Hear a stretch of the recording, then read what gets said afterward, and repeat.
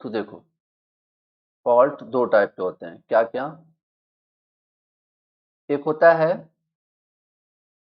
Shunt fault, एक होता है शंट फॉल्ट, और एक होता है शंट टाइप फॉल्ट, या फिर हाँ ठीक है, शंट टाइप फॉल्ट या short circuit fault. Short circuit fault, ठीक है। ओके, इधर आ जाइए। हाँ, दूसरा होता है series type fault. Series type fault, या फिर इसको अपन बोलेंगे open circuit fault. Again, open circuit fault, ठीक है। Fault analysis, shunt fault and short circuit fault. अब देखो यार, दो चीजें हो सकती हैं। अगर मैं इसकी बात करूं, अगर मैं इसकी बात करूं, तो ये जो सीरीज टाइप फॉल्ट होता है या ओपन सर्किट फॉल्ट होता है ना, ये आप ये बोल सकते हो कि due to over voltage, due to over voltage, ठीक है, ड्यू टू ओवर वोल्टेज ये फॉल्ट होता है। अभी जो संट फॉल्ट है या शॉर्ट सर्किट फॉल्ट है, जैसे आप ये समझो, मान लो यहाँ पे एक पोल लगा हुआ है, सपोज एक पोल लगा हुआ है, ये आपकी मेन सप्लाई है, मेन सप्लाई है। तीन, अपन को गाँव ले लेते हैं उस साइड से, ठीक है। तो यहाँ पे अगर ये आपका यहाँ से मान लीजिए, यहीं से एग्जैक्टली यहीं से ब्रेक हो करके, ब्रेक होके मतलब एक तरीके से यहाँ से वायर ब्रेक हुआ, दो दो चलो सही सलामत थे, दो सही सलामत थे, एक वायर यहाँ से ब्रेक हुआ, एग्जैक्टली यहीं से ब्रेक हुआ, समझना मेरी बात, कहीं बीच में से नहीं, एग्जैक्टली पोल पर से। तो अगर इस साइड से मतलब लिटिल बिट इस साइड से हो रहा है, यहाँ से, ठीक है। तो एक बात बताओ, सप्लाई तो इधर से आ रहा है, सप्लाई तो यहाँ से आ रहा है, तो ए वायर क्या ग्राउंड में जा रहा है क्या? बोलो, क्या ये ग्राउंड में जा रहा है? नहीं ना, समझ नहीं रहा यार। देखो, सपोर्ट होता है ना जहां पे, वहीं से मैं ब्रेक करने की बात कर रहा हूँ। नो डाउट यहाँ कहीं से भी ब्रेक करूंगा वो अर्थ पे ही जाएगा, क्लियर है। तो अगर यहां से ब्रेक करूंगा तो ऑब्वियस बात है इस ग्राउंड पे नहीं जाएगा, तो शॉर्ट सर्किट हुआ क्या? अगर ये वायर ग्राउंड पे नहीं गया तो शॉर्ट सर्किट हुआ क्या?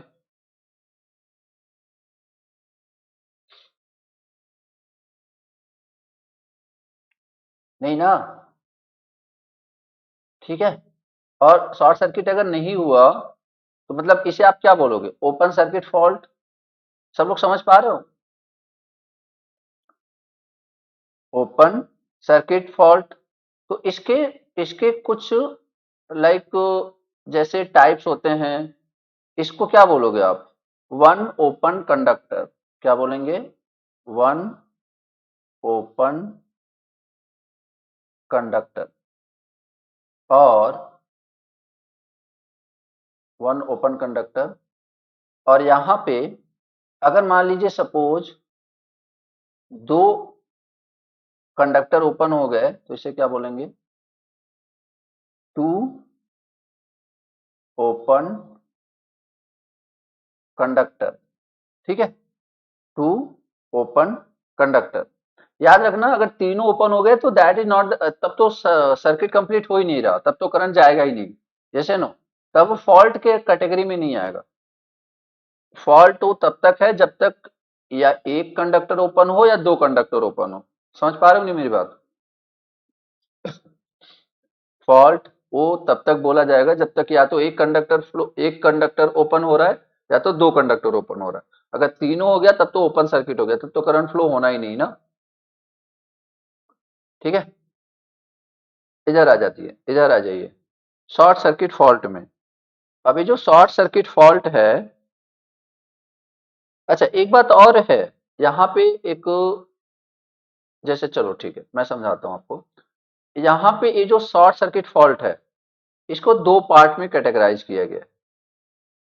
इसको दो पार्ट में कैटेगराइज किया गया है। अब वो दो क्या क्या हैं वो समझने की कोशिश करते हैं। सबसे पहले सिमेट्रिकल फॉल्ट,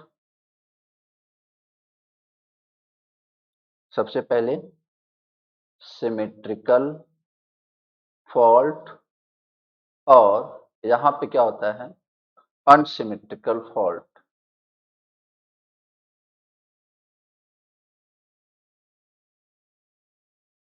अनसिमेट्रिकल फॉल्ट, ठीक है। अब समझना यार, जैसे अब, अच्छा अगर मैं इसको बोलूं सीरीज टाइप फॉल्ट या ये आप किस में कैटेगरी, अगर इसको भी मैं कैटेगराइज करना चाहूं सीरीज टाइप फॉल्ट को, तो आप किस में करोगे, सिमेट्रिकल फॉल्ट में या अनसिमेट्रिकल फॉल्ट में? अगर मैं इस सीरीज टाइप फॉल्ट को कैटेगराइज करना चाहूं तो आप किस में करना चाहोगे, सिमेट्रिकल में या अनसिमेट्रिकल फॉल्ट में? Very good, this is unsymmetrical fault, this is un, अभी समझ में आ जाएगा what is unsymmetrical, what is, तो unsymmetrical fault, this is unsymmetrical fault. Okay, अब देखिए जरा यार, ये जो, अगर कोई बोले कि ये एक्चुअली होता कितना है, तो याद रखना जितने भी फॉल्ट होते हैं उसमें 4 से 5% ही इसका कंट्रीब्यूशन है। किसका, किसका, अनसिमेट्रिकल ओपन सर्किट फॉल्ट का। मैं अनसिमेट्रिकल उसकी अच्छा इसको तुम यहां पे मत कंक्लूड कर लेना, मैं इसकी बात कर रहा हूं। 4 to 5% is what, series type fault या ओपन सर्किट फॉल्ट। क्या अनसिमेट्रिकल सिर्फ सीरीज टाइप फॉल्ट में ही आएगा, पहले तो मुझे बताओ, क्योंकि आधे लोग कंफ्यूज हो जाने लगेंगे। क्या अनसिमेट्रिकल सिर्फ सीरीज फॉल्ट में ही आएगा? नहीं, अनसिमेट्रिकल संट फॉल्ट में भी आएगा ना, इसलिए कंफ्यूजन मत क्रिएट कर लेना आप ना। ठीक है, कहने का मतलब सीरीज टाइप फॉल्ट में ये ओपन सर्किट फॉल्ट कितना से कितना परसेंट होएगा, 4 to 5%, जो कि बहुत ही रेयर है, जो कि बहुत ही रेयर है। ठीक है, अब आते हैं अपन इस पे, संट फॉल्ट या शॉर्ट सर्किट फॉल्ट। इसमें हम देखते हैं symmetrical fault and unsymmetrical fault. Okay, देखो यार, ये जो यहाँ पे दोनों हैं, दोनों किस में है, शॉर्ट सर्किट फॉल्ट। और ये बेसिकली आप इतना समझ जाओ कि 95% केसेस में यही वाला फॉल्ट होने वाला है। 95 जितने भी फॉल्ट होते हैं उसमें से 95% कौन सा होता है, संट फॉल्ट। अब उसमें भी दो पॉसिबिलिटी है, it may be symmetrical, it may be unsymmetrical, it may be symmetrical, it may be unsymmetrical. अब क्वेश्चन होता है कि सिमेट्रिकल क्या होता है। तो देखो यार, एक सिंपल सी बात बताते हैं, अगर आपके पास तीन वायर हैं, तीन वायर हैं, ठीक है, और तीनों में, तीनों में जो करंट फ्लो हो रहा है, तीनों में जो करंट फ्लो हो रहा है, that is balanced, that is balanced. मतलब इसमें जो सिमेट्रिकल फॉल्ट है, जैसे आप एक बात बताओ, अच्छा अंडर नॉर्मल कंडीशन जो भी आपका वोल्टेज या करंट होता है वो क्या होता है, बैलेंस और unbalance, under normal condition, under normal condition जो भी आपका, ये तो सबको पता है। तो पूरा मैथमेटिक्स होने वाली क्लास, समझो जरा ना चीजों को। ए आपका I R plus I Y plus I B, मतलब ए क्या है बेसिकली आपका balance. What is meaning of balance? अगर तीनों का वेक्टर सम, अगर तीनों का वेक्टर सम क्या आ रहा है, जीरो, तीनों का वेक्टर सम क्या आ रहा है, zero. What is meaning of that? तीनों का वेक्टर सम जीरो आ रहा है, इसका क्या मतलब है? इसका मतलब ये है कि वेक्टर वाइज तीनों का जो मैग्नीट्यूड है तीनों फेज का, देखो बैलेंस दो चीजें होती हैं, दो कंडीशन को फुलफिल कर रहा है तो बैलेंस है। क्या क्या? मतलब आप क्या जानते हो, आप तो ये बोल देते हो कि vector sum should be zero. अब वेक्टर सम जीरो कैसे होगा? उसके लिए दो कंडीशन है। क्या? पहली कंडीशन कि ये तीनों के तीनों वेक्टर 120 डिग्री डिस्प्लेस हो। पहली कंडीशन समझना मेरी बात। पहली कंडीशन क्या है? तीनों के तीनों 120 डिग्री डिस्प्लेस हो। इसके अलावा कोई कंडीशन है कि दिस इज सफिशिएंट? बोलो, इसके अलावा कोई कंडीशन है कि is this sufficient for balancing? बताओ यार।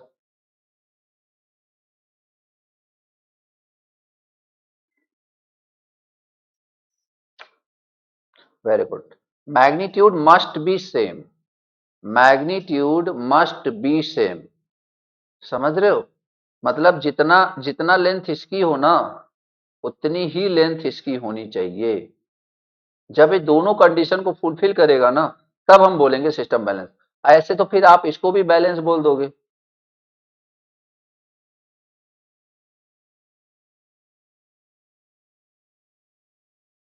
मैं बोल रहा हूँ ये तीनों में 120 डिग्री है। मैं बोल रहा हूँ तीनों में 120 डिग्री है।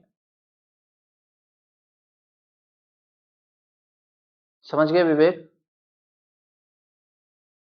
जैसे अब यहाँ पे, अब देखो ना, अब तीनों में 120 डिग्री बना तो रहा हूं। अच्छा, ये डायग्राम में क्यों बना रहा हूं? जैसे आप ये समझो ना कि like this is I R, this is I R, this is I Y, and this is I B. Again this is I R, this is I Y, this is I B. ठीक है, I R I Y I B. तो इन तीनों में common क्या है कि angle तीनों का सेम है, 120 120 120, बट मैग्नीट्यूड सेम नहीं है। तो इस केस में I R plus I Y plus I B का सम जीरो होगा क्या? बोलो, इस केस में जीरो होगा? नहीं होगा। इस केस में सम जीरो नहीं होगा। क्लियर है? इसका मतलब दो चीजें होनी चाहिए, मैग्नीट्यूड भी सेम और एक आपका क्या बोलते हैं, एंगल भी सेम। खैर, तो अगर ये दोनों कंडीशन है तो सिस्टम को अपन क्या बोलेंगे, बैलेंस। सिस्टम को क्या बोलेंगे, बैलेंस। और और अगर बैलेंस सिस्टम में मतलब एक फॉल्ट है, जैसे आप एक बात बताओ, जैसे कि ये सही सलामत है, मेरी बात ध्यान सुनना, this is a healthy trans मतलब हेल्दी कॉम्बिनेशन या हेल्दी थ्री फेज सिस्टम। एक बात बताओ, उसी में फॉल्ट हुआ, सपोज उसी में फॉल्ट हुआ। अच्छा ये बताओ, फॉल्ट हुआ है नहीं हुआ है, पहले तो मुझे बता दो। ये मैं बोल रहा हूँ ये सब इक्वल हैं, फॉल्ट हुआ है नहीं हुआ है, पहले तो मुझे बताओ। ये तीनों इक्वल है, एंगल 120 है, एंगल 120 है। बोलो, फॉल्ट हुआ है या नहीं हुआ है?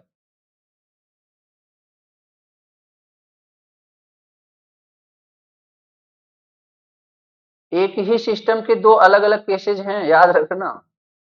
एक ही वायर के, एक ही ट्रांसमिशन लाइन के दो अलग अलग सिचुएशन में फेज ड्रॉ किया हुआ है मैंने। मैं दो अलग अलग सिस्टम नहीं बता रहा मैं। तो मैं पूछ रहा हूँ ये फॉल्ट हुआ है कि नहीं हुआ है?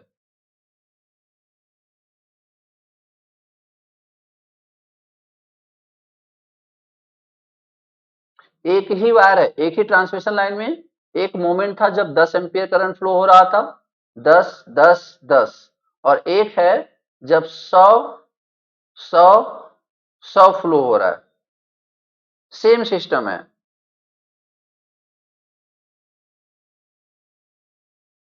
अच्छा, कि कोई विजुलाइज नहीं कर पा रहा है तो उसके लिए मैं बता दूं। जैसे एक बात बताओ यार, एक बात बताओ, ये मान लो एक, ये तीनों हैं, ये मैं बोल रहा हूँ ट्रिपल एलजी फॉल्ट हो चुका है, तो एक बात बताओ, किस किस में ज्यादा करंट होगा? इतना तो पक्का है कि शॉर्ट सर्किट फॉल्ट हुआ है तो करंट तो ज्यादा होगा। क्या आपको नहीं लगता कि तीनों में इक्वली करंट बढ़ेगा?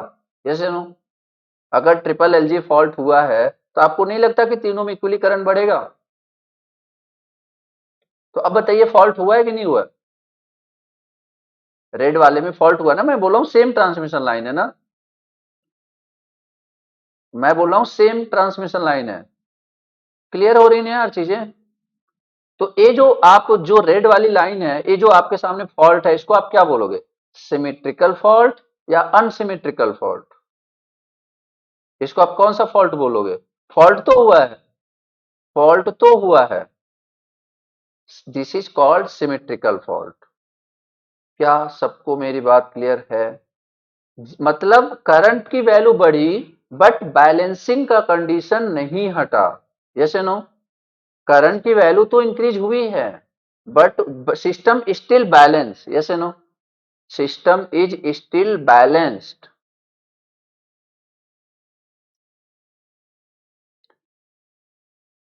अब आई होप कि अब जैसे ये जो मैंने पहला केस लिया था, पहला केस, पहला केस, इसमें बताओ, इसमें कौन सा फॉल्ट हुआ है? सिमेट्रिकल या अनसिमेट्रिकल? ये जो पहला वाला केस लिया था इसमें एक ही ट्रांसमिशन लाइन की है, दिस इज अनसिमेट्रिकल। तो मैं अगर एक लाइन बोलता हूं कि अगर वो अनसिमेट्रिकल बैलेंस है तो मतलब उसमें आफ्टर फॉल्ट सिस्टम अनबैलेंस हो जाएगा। Am I right? अगर अनसिमेट्रिकल फॉल्ट है तो आफ्टर फॉल्ट सिस्टम अनबैलेंस हो जाएगा। Yes, okay. अगर एक सिमेट्रिकल फॉल्ट है तो आफ्टर फॉल्ट भी सिस्टम बैलेंस रहेगा। Yes no? तो इसका मतलब इसको आप क्या बोलोगे? This is called symmetric fault and that is called unsymmetric fault. I hope अब आपको चीजें क्लियर हो गई होंगी। अब मैं लिख लूं direct, symmetrical fault, unsymmetrical fault, एक एक पे आएंगे यार, फिर से आएंगे ना, एक एक पे स्टार्ट करेंगे। अच्छा, थोड़ा सा एक मतलब यहीं पे बता दूं, जब सिस्टम अनबैलेंस होगा, जब सिस्टम अनबैलेंस होगा तब हम सिस्टम में इंट्रोड्यूस करेंगे positive sequence, negative sequence and zero sequence. याद रखना मेरी बात, जब भी सिस्टम अनबैलेंस होगा हम उसे रिप्रेजेंट करेंगे किसमें? पॉजिटिव सीक्वेंस में, निगेटिव सीक्वेंस में एंड जीरो सीक्वेंस में। बट अगर सिस्टम बैलेंस है, अगर सिस्टम, या फिर मैं यहां पे एक लाइन लिख देता हूं, मतलब balance system,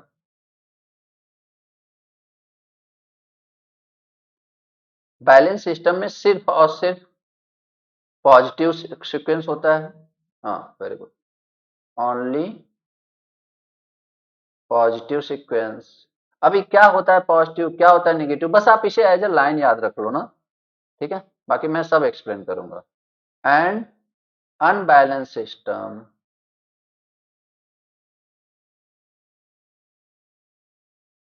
unbalanced system contain positive, negative and zero sequence. अब बताइए, अब मेरा आपसे क्वेश्चन है कि positive sequence, negative sequence, zero sequence का positive sequence, negative sequence, zero sequence component का यूज हम किसकी एनालिसिस के लिए करेंगे? सिमेट्रिकल फॉल्ट या अनसिमेट्रिकल फॉल्ट?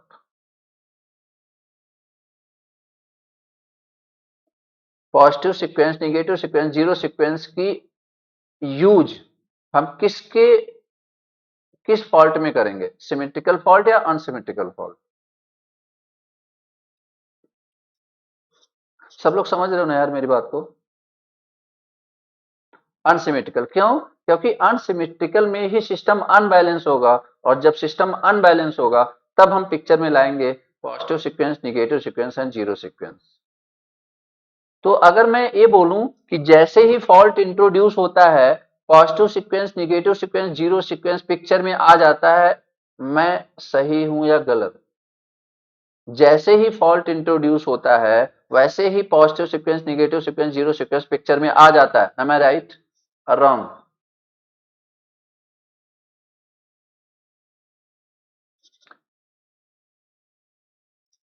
Very good. मतलब सिर्फ फॉल्ट होना ही जरूरी, फॉल्ट होने से ही होने की कंडीशन में नहीं बोलेंगे कि positive sequence, negative sequence, zero sequence आएगा। फॉल्ट के साथ साथ तो कौन सा फॉल्ट होना चाहिए? फॉल्ट भी वो कौन से कैटेगरी का होना चाहिए? फॉल्ट भी वो कौन से कैटेगरी का होना चाहिए? अनसिमेट्रिकल। क्लियर है यहां तक?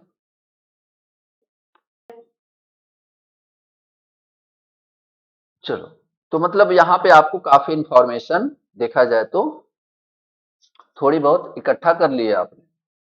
अब यहां पे बात करते हैं। तो सिमेट्रिकल फॉल्ट, सिमेट्रिकल फॉल्ट में देखते हैं कि कौन कौन सी कैटेगरी आती है। सिमेट्रिकल फॉल्ट में देखते हैं कौन सी कैटेगरी आती है। तो सिमेट्रिकल फॉल्ट में देखो, सिमेट्रिकल फॉल्ट में देखो, सिमेट्रिकल फॉल्ट हमेशा, पहली बात तो जब भी होगा तीन फेज में एक साथ होगा, तीनों फेज में एक साथ होगा। मतलब पहली condition L, L, L, triple L, triple L, इसको क्या बोलते हैं? Three phase fault, three phase fault. ठीक है, triple L, three phase fault. आगे समझिए, आगे समझिए। हाँ, दूसरी दूसरी केस क्या हो सकती है? L, L, L and G. Again this is also three phase to ground fault. इसको थोड़ा सा विजुअलाइज कर लेते हैं। जैसे आप समझिए, इधर से आपका पावर लाइन आ रहा था, इधर से आपका पावर लाइन आ रहा था, और आपने क्या किया? ये तीनों आपस में शॉर्ट सर्किट हो गए। ओबियस बात है, रेयर है बट स्टिल चलो ठीक है। तीनों आपस में शॉर्ट सर्किट हो चुके हैं। मतलब ए आपका आई आर, ए आपका आई वाई, ए आपका आई बी, आई, और लेकिन हाँ, वो तीनों कहाँ नहीं है? ग्राउंड पे नहीं गए हुए हैं, I R, I Y, I B. ठीक है, तीनों ग्राउंड पे नहीं गए हैं। पॉसिबल है कि नहीं है?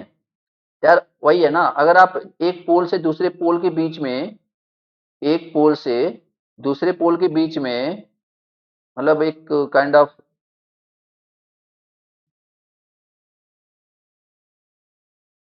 बहुत ज्यादा लूज कर दो आप वायर ना, बहुत ज्यादा लूज कर दो, तो माइट भी पॉसिबिलिटी ना, आंधी वांधी चल रही है तो तीनों आपस में क्या कर जाए? शॉर्ट सर्किट कर जाए, जैसे नो। वो बात अलग है कि शॉर्ट सर्किट करने के बाद टूट जाए, डजेंट मैटर। मैं नॉर्मली बोल रहा हूँ ये तीनों आपस में टच हो सकते हैं ना यार, with the force of air, जैसे नो। ठीक है, तो ये आपका हो गया triple L fault, line line line.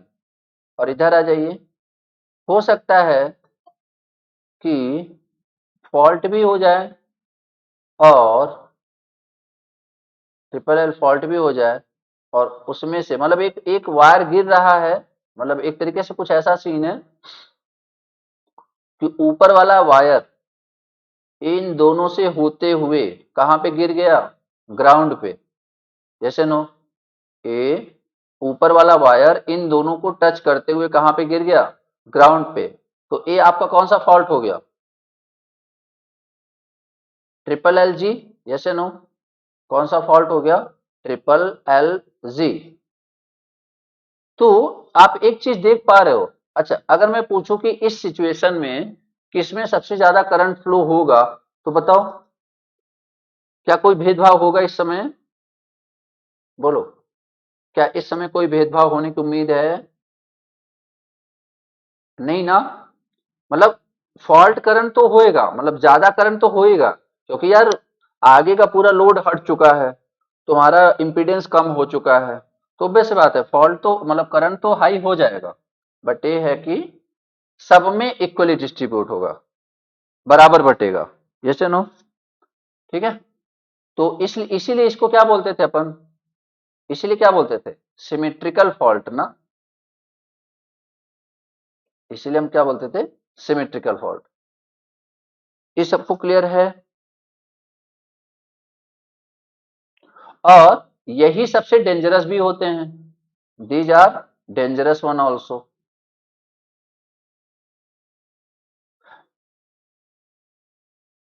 ठीक है। These are dangerous also.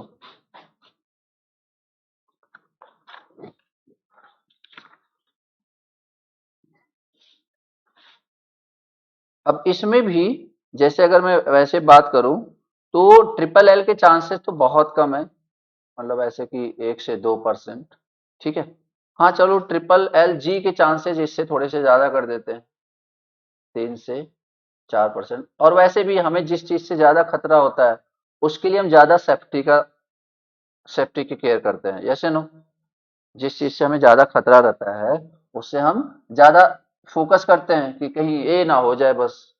तो इसलिए ये फॉल्ट सिस्टम में कमी होता है ना, कि हम लापरवाह होते हैं उस चीज के लिए जिसको जिससे कि हमें पता है कि ज्यादा प्रॉब्लम नहीं होनी। ठीक है ना?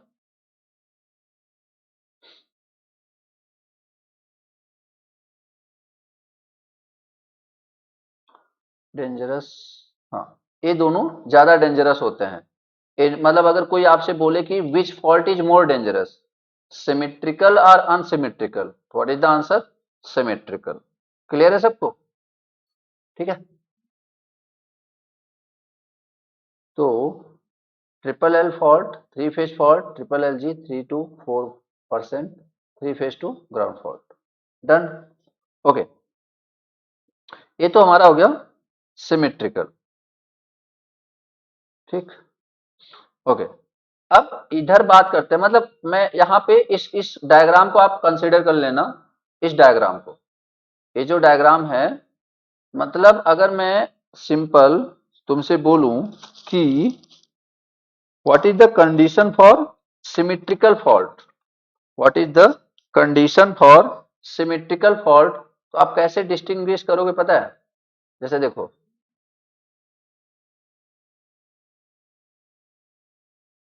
कैसे पता करोगे आप, वो समझो।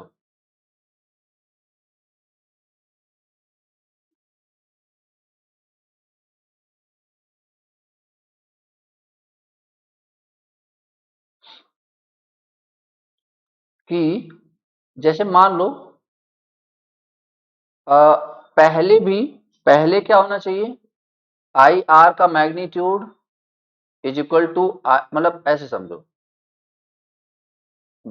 Before fault and after fault.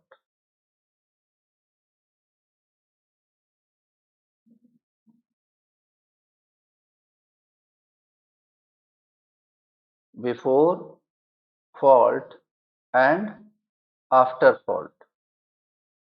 ठीक है। तो बिफोर फॉल्ट में आप ये देखो कि क्या क्या अगर सिस्टम बैलेंस है, बिफोर फॉल्ट मतलब सिस्टम बैलेंस है, तो क्या होना चाहिए? I R is equal to I Y is equal to I B. क्या ये कंडीशन सफिशियंट है? बोलो यार, क्या ये कंडीशन सफिशियंट है बैलेंसिंग के लिए?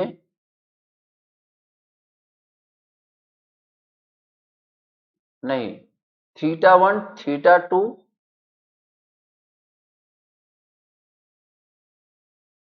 Theta 3, that is equal to 120 degree.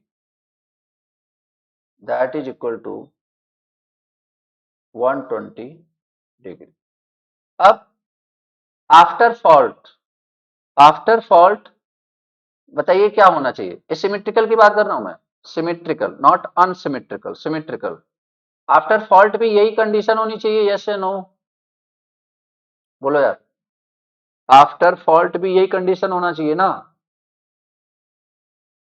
अगर आफ्टर फॉल्ट भी यही कंडीशन है तो आप उस फॉल्ट को क्या बोलोगे? सिमेट्रिकल।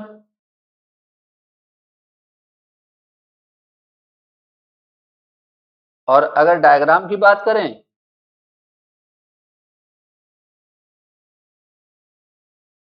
डायग्राम की बात करें, अच्छा हाँ, यहां पे एक चीज और लिख देता हूं मैं। देखो, is equal to I rated, शायद ज्यादा क्लियर हो जाएगा, and is equal to I fault. ये समझ में आया नहीं जो मैंने लिखा तुम अभी? बोलो यार। Before fault rated current flow होना था, बट जब फॉल्ट हो चुका है तो उस समय जो करंट फ्लो हो रहा है basically that is fault current. वो बात अलग है कि तीनों में फॉल्ट करंट होएगा और तीनों में मैग्नीट्यूड बहुत ज्यादा रहेगा in compare to rated current. Done. इधर आ जाते हैं, अनसिमेट्रिकल फॉल्ट में चलते हैं। किसमें? Unsymmetrical fault. अब अनसिमेट्रिकल फॉल्ट में सबसे पहली पॉसिबिलिटी क्या है? सबसे पहली, line to ground fault, line to ground fault, या फिर single phase to ground fault, single phase to ground fault. ठीक है, line to ground, single phase to ground fault. Okay, अब नेक्स्ट समझते हैं अनसिमेट्रिकल फॉल्ट में लाइन टू ग्राउंड। अच्छा, ये जो लाइन टू ग्राउंड है इसका मतलब क्या है? कि आपका कुछ ऐसा सीन हुआ होगा, दो सही सलामत रहे होंगे और एक बेसिकली कहां पे चला गया होगा? ग्राउंड पे चला गया होगा। This is the LG fault, this is the LG fault. ठीक है, ओके। तो अनसिमेट्रिकल फॉल्ट में क्या क्या फॉल्ट हो सकते हैं, तीन पार्ट में कैटेगराइज कर लेते हैं, तीन पार्ट में कैटेगराइज कर लेते हैं अनसिमेट्रिकल फॉल्ट। सबसे पहला, line to ground single phase fault. दूसरा, लाइन टू लाइन, इसको क्या बोलोगे? Phase to phase, phase to phase fault. And double line to ground, double line to ground fault. ठीक है, double line to ground fault. Okay, अब यहां पे अगर सबसे ज्यादा बात करें कि, अच्छा इसका इसका डायग्राम देख लेते हैं। ये दो हेल्दी लाइनें थी, उसी में एक ने काम खराब कर दिया, दैट इज दिस वन। यहां पे दो आपस में क्या हो चुके हैं? शॉर्ट सर्किट, बीच में करा देता हूं, और एक अपना अलग ही जिंदगी जी रहा। ठीक है, this is what line to line fault. And एक ऊपर अलग ही है और नीचे के दोनों क्या हो चुके हैं? फॉल्ट हो चुका है। ठीक है, नीचे यहां पे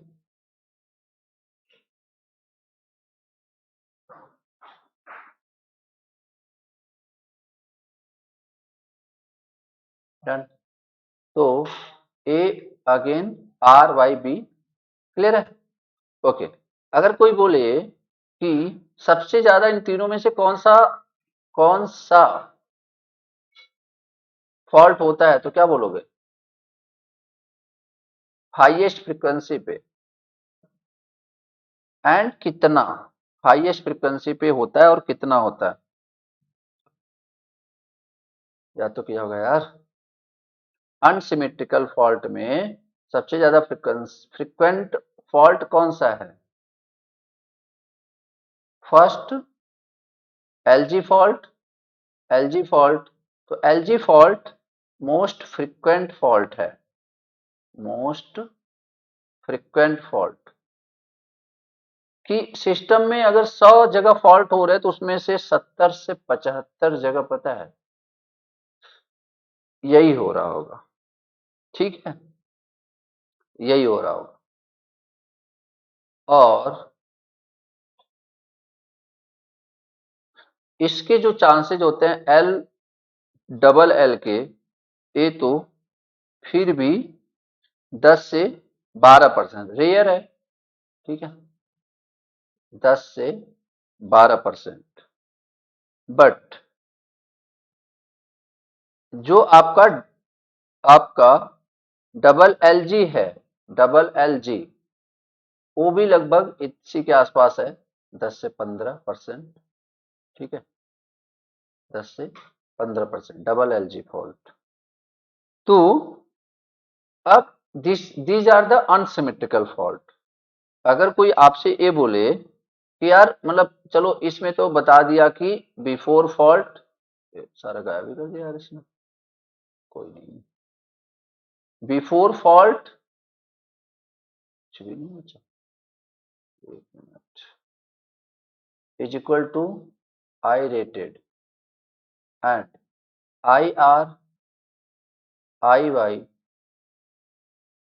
आई बी। यहाँ पे क्या लिखा था एनीवन? यहाँ पे क्या लिखा था? I R equal to I Y equal to I B, very good, fault and theta one equal to theta two equal to theta three is equal to 120 is equal to 120, ठीक है, अच्छी बात है। और ये तो चलो किसके बारे में, सिमेट्रिकल ना, ये तो चलो symmetrical. What about unsymmetrical? What about unsymmetrical? दोनों पे बातें करते हैं, before fault and after fault, before fault and after fault. तो बिफोर फॉल्ट तो वही सीन रहेगा, I R I Y I B is equal to I rated and theta one theta two theta three equal to 120 degree. और इसको अगर मैं phasor उस पर वो बोलना चाहूँ तो शायद कुछ ऐसा हो रहा होगा, शायद कुछ एग्जैक्टली मतलब ये तीनों लेंथ इक्वल हैं तो कुछ शायद ऐसा मिल रहा होगा हमें। But after fault, but after fault, जैसे देखो मैं तीनों के बनाता हूं ना, जैसे मान लो डबल एल, सॉरी, यहीं पे बना देता हूँ ना, यहाँ पे लाइक एलजी फॉल्ट हुआ, एलजी फॉल्ट हुआ, तो आपको क्या लगता है कितने फेजेज में बहुत ज्यादा करंट होगा? अगर एलजी फॉल्ट में होगा, like this is R, this is Y, this is B, तो किस फेज में मैक्सिमम करंट होने वाला है? किस फेज में मैक्सिमम करंट होने वाला है? बी में, बी में ना। तो इसका मतलब क्या हुआ कि एक करंट बहुत ज्यादा और बाकी के दो करंट शायद इक्वल जैसे रहेंगे, जैसे नो, समझ रहे हो? This is the case of unsymmetrical fault. इधर आ जाइए, डबल एल फॉल्ट। तो डबल एल फॉल्ट में दो में फॉल्ट करंट फ्लो होने वाला है, लाइक यहाँ पे फॉल्ट करंट, यहाँ पे फॉल्ट करंट, और एक में इनके कंपेयर में तो बहुत कम करंट होने वाला है, तो शायद वो कुछ ऐसा होएगा, जैसे नो, ये दो इक्वल है ना, दो इक्वल है, यहाँ पे ये दो इक्वल है, ठीक है। इधर आ जाइए, डबल एल जी फॉल्ट, तो डबल एल जी और डबल एल लगभग लगभग सेम होंगे। अरे यार एक मिनट, ये क्या कर दिया मैंने, सॉरी। ओके, ठीक है, डबल एल जी और डबल एल में लगभग लगभग सेम केसेज होंगे।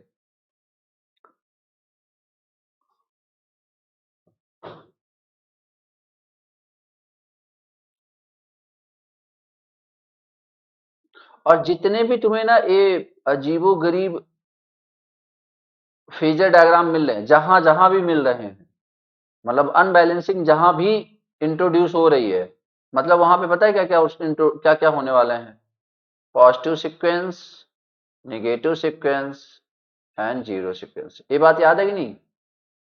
जब भी आपको इस तरीके से अनबैलेंसिंग दिखेगी, वहां पे टहलते टहलते आ जाएंगे कौन कौन, पॉजिटिव, निगेटिव एंड जीरो।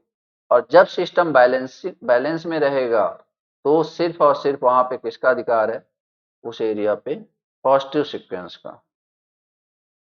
ठीक है,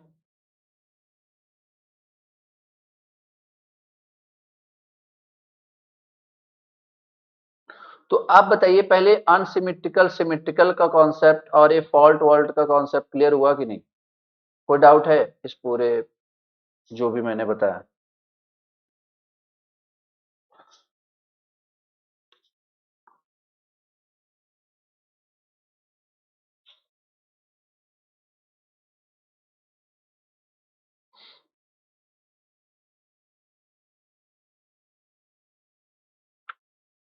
बोलो यार।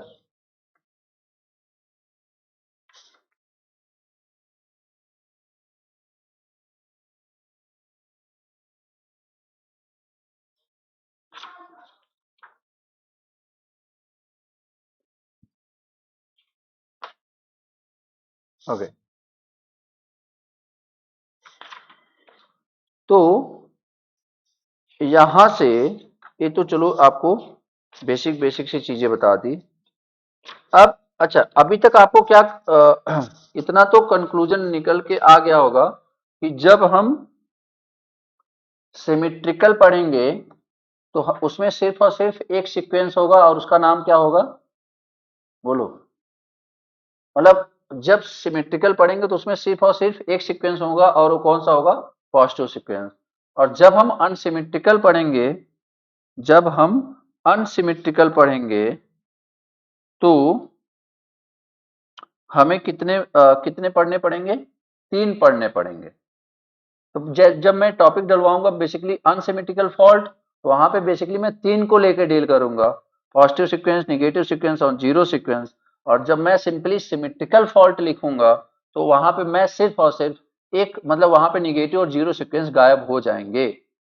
ये लाइन आपको अच्छे से समझ में आ रही है ना यार?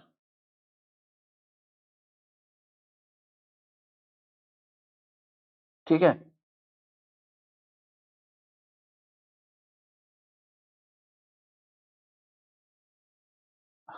ठीक।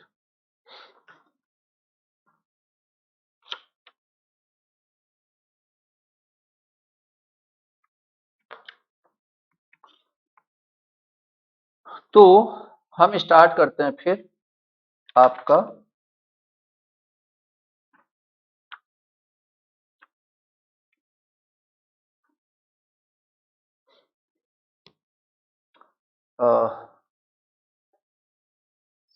Unsymmetrical fault.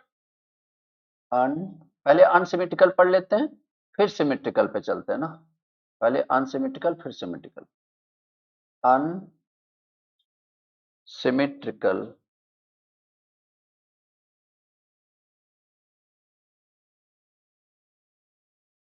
अभी तक तो ठीक लग रहा, जब टफ लगने लगने लगे तो बता देना। नए स्टूडेंट से बोल लो, मतलब टॉपिक नहीं स्किप करेंगे, बस तरीका थोड़ा सा कुछ और ट्राई कर लेंगे। Unsymmetrical fault,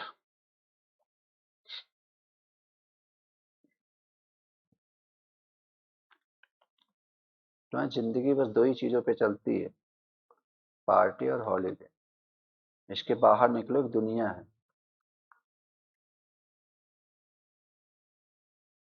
unsymmetrical fault.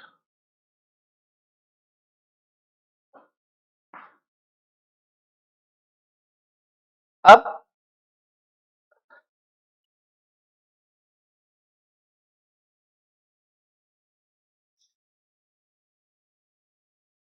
दुनिया जालिम नहीं, दुनिया आईना है। जैसा देखोगे वैसा दिखेगा, जैसा खुद को रिप्रेजेंट करोगे। ओके, तो अनसिमेट्रिकल फॉल्ट, यहां पे अनसिमेट्रिकल फॉल्ट को अनसिमेट्रिकल फॉल्ट को पढ़ने के लिए हमें सबसे पहले क्या पढ़ना पड़ेगा? हमें सबसे पहले क्या पढ़ना पड़ेगा?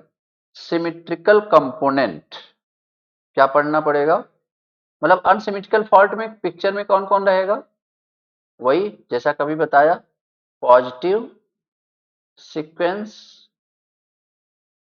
Negative sequence and zero sequence. तो इसका मतलब पहले हमें उसको डील करना पड़ेगा कि यार ये है क्या चीज ना। उसके बाद फिर हम अनसिमेट्रिकल फॉल्ट पे चलते हैं, फिर हम चलते हैं अनसिमेट्रिकल फॉल्ट पे। तो पहले अनसिमेट्रिकल फॉल्ट स्टार्ट करने के लिए हमें क्या पढ़ना पड़ेगा? Symmetrical component. क्या पढ़ना पड़ेगा?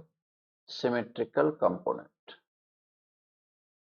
कंफ्यूज तो नहीं हो रहे हो ना? अनसिमेट्रिकल सिमेट्रिकल, मैं सिमेट्रिकल फॉल्ट नहीं लिख रहा, मैं सिमेट्रिकल कंपोनेंट्स लिख रहा हूं ना, सिमेट्रिकल कंपोनेंट्स लिख रहा हूं। ठीक है, ओके।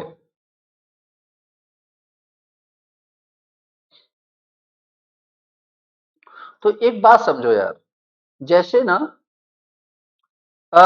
एक मतलब थोड़ा सा, जब कोई बैलेंस सिस्टम है, जब कोई बैलेंस्ड सिस्टम है, तो उस सिचुएशन में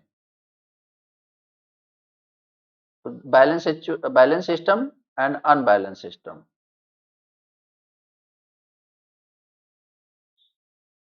balance system and unbalance system.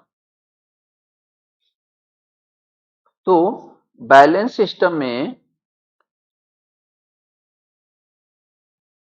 जो एनालिसिस करी जाती है, बैलेंस सिस्टम की जो एनालिसिस करी जाती है, एक बात बताओ यार, बैलेंस सिस्टम में जैसे एक three phase balance power, three phase balance कोई सर्किट है या थ्री फेज बैलेंस लोड है, मेरी बात ध्यान से सुनना, थ्री फेज कोई बैलेंस लोड है और आपको उसका टोटल पावर निकालना है, तो आप कितने वाट मीटर यूज करोगे? मिनिमम कॉस्टिंग के साथ। थ्री फेज बैलेंस्ड लोड है, कितने वाट मीटर यूज करोगे?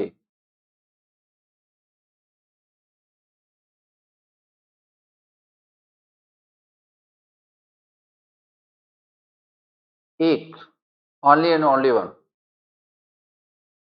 थ्री फेज बैलेंस लोड है, थ्री फेज बैलेंस लोड है, कितने वाट मीटर यूज करोगे आप?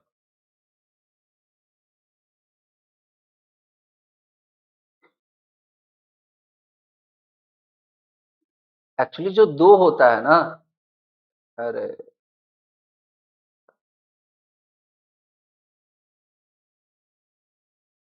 जो दो होता है, जो दो आंसर आपने पढ़ा हुआ है ना, वो एक्चुअली बैलेंस और अनबैलेंस दोनों के लिए होता है। समझ रहे हो? थ्री फेज बैलेंस और अनबैलेंस सिस्टम के लिए दो वाट मीटर की नीड होती है। बट अगर बैलेंस सिस्टम है तो यार एक बात बताओ, अगर एक सिंपल सी बात बताओ मुझे,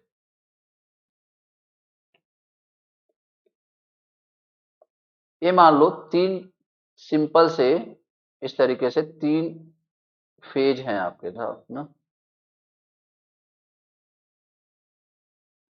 balance with neutral period to balance. हाँ देखो यार, सिंपल सी बात है, मैं बोल रहा हूँ balance, what is meaning of balance, कि इसका पावर तीनों का सेम होगा, यस या नो। बैलेंस मतलब क्या होता है, तीनों का पावर सेम कंज्यूम करेगा। मैं बोल रहा हूं कि मैं एक ही वाट मीटर यूज करूंगा, I will use only one watt meter, ठीक है, वन वाट मीटर। तो अगर मैं एक वाट मीटर यूज करूंगा तो मुझे एक फेज का पावर मिलेगा कि नहीं मिलेगा, मुझे ये बताओ, सिंगल फेज का पावर मिलेगा।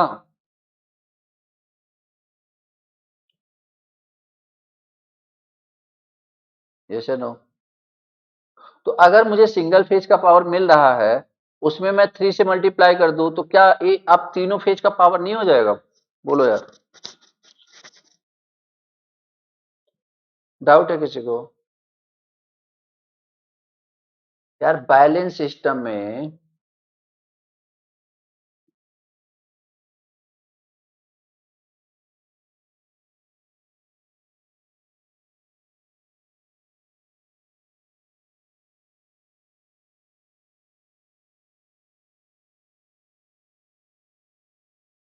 बोल भी दो।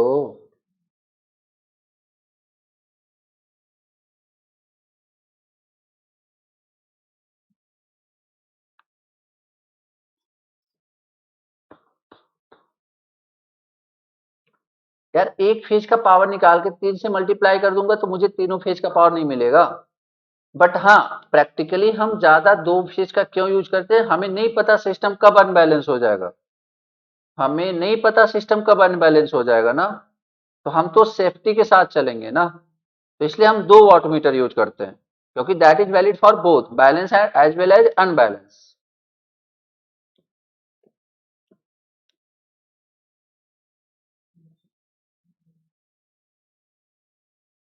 अब अब बैलेंसिंग के लिए बहुत सी चीजें मैटर करती है ना यार, पावर फैक्टर भी मतलब उस हिसाब से होना चाहिए, ठीक है। तो नॉर्मली जब लोड है तो वो तो वेरी करता रहता है, इसलिए two watt meter method best suitable होता है। बट हाँ, अगर मैं बोलूं कि मैं 100% गारंटी के साथ कि नहीं यार सिस्टम तो बैलेंस ही रहने वाला है, कुछ भी कर लो, तीनों फेज बैलेंस है, बैलेंस फेज मतलब इम्पीडेंस इक्वल, पावर इक्वल, मतलब करंट इक्वल, तो बेस बात है पावर भी इक्वल होगा। तो अगर मैं एक फेज का पावर निकाल के तीन से मल्टीप्लाई कर दूं तो मुझे तो तीनों का मिल गया ना यार, मैं तीन वाट मीटर दो वाट मीटर क्यों लगाऊंगा, ठीक है। खैर, पढ़ेंगे, अपन पढ़ेंगे, जब हम का क्या पढ़ेंगे, मेजरमेंट पढ़ेंगे तब पढ़ेंगे, इस चीज को मैं समझाऊंगा, ठीक है ना। हाँ, तो जब बैलेंस सिस्टम है, उसकी जो एनालिसिस है, एनालिसिस बैलेंस सिस्टम की analysis can be done, can be done on a single phase basis.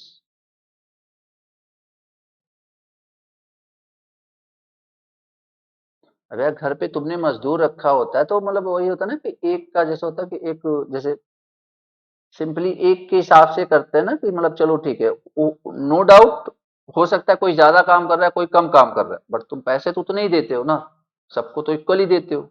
ये नहीं कि वो भाई वो आधे घंटे बैठा था चलो उसको पैसे कम देते हैं। मतलब काइंड ऑफ आप बैलेंस सिस्टम लेके चल रहे हो ना, ठीक। Analysis can be done on a single phase basis, means means knowledge of knowledge of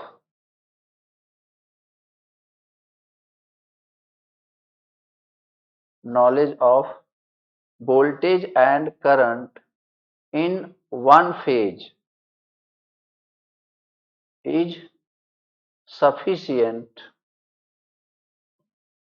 is sufficient to determine कोई नोट सोर्स बना रहा है यार अच्छा सा। Phase is sufficient to determine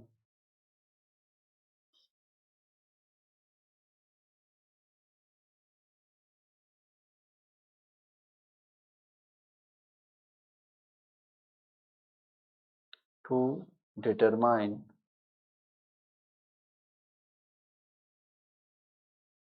the voltage. तुम लोगों से तो चाहिए भी नहीं।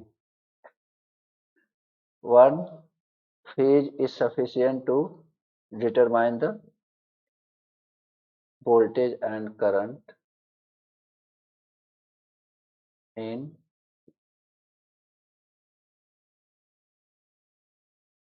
other two phases।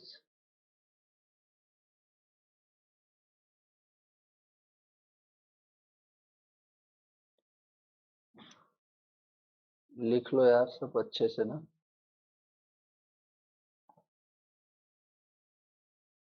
मैं इसी मैं यही सोच के तो लिखता हूँ कि तुम लोग नोट्स अच्छे से बना रहे हो, वरना मैंने क्या, मैंने बोल देना था फिर।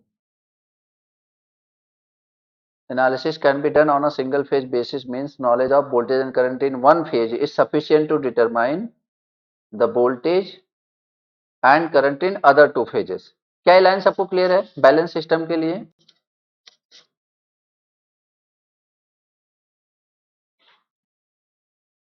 बोलो यार। मतलब एक फेज के बारे में नॉलेज है तो बाकी के दोनों का कोई सीन नहीं है, मस्त हो जाएगा ना। बट जब अनबैलेंस की बात करेंगे तो क्यों ऐसा क्यों होता है, तो कहोगे ऐसा क्यों होता है, तो because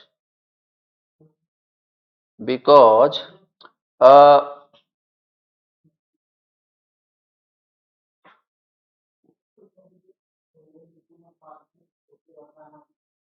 because in balance system voltage and current magnitude remains same, because voltage and current magnitude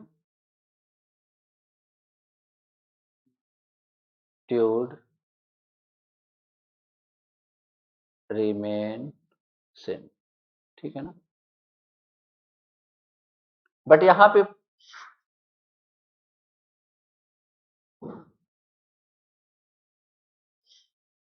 but यहां पे प्रॉब्लम आने वाली है। बट यहां पर प्रॉब्लम आने वाली है। ठीक है, क्योंकि सिस्टम अनबैलेंस हो चुका है तो वोल्टेज, करंट एंड इम्पीडेंस ये सब क्या होंगे, अनइक्वल। ये सब क्या होंगे, अनइक्वल। तो इस सिचुएशन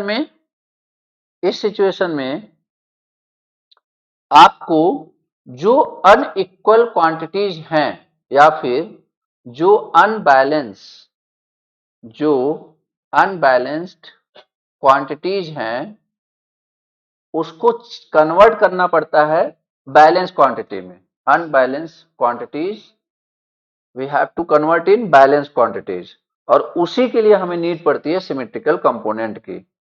उसी के लिए हमें पड़ती है नीड सिमेट्रिकल कंपोनेंट की।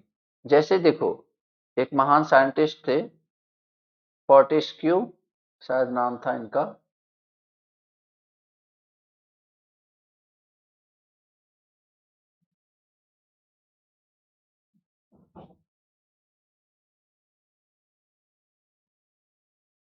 इन्होंने क्या बोला कि एग्जाम में पूछा गया, ये जो थ्योरम है ना, नाम नहीं पूछा जाता बट ये पूछा जाता है कि इन्होंने बोला क्या था। तो सुनना मेरी बात।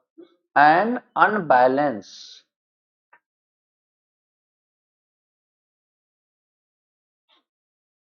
Set of n phase system. वो बात अलग है कि हमारे लिए क्या है n की वैल्यू, बोलो जल्दी। हमारे लिए n की वैल्यू क्या है, जल्दी बोलो यार। हमारे लिए n की वैल्यू क्या है, 3। ठीक है, तो an unbalance set of N phase system. तो आप n मत सोचो, आप 3 सोचो ना दिमाग में। an unbalanced set of three phase system can be resolved can be resolved can be resolved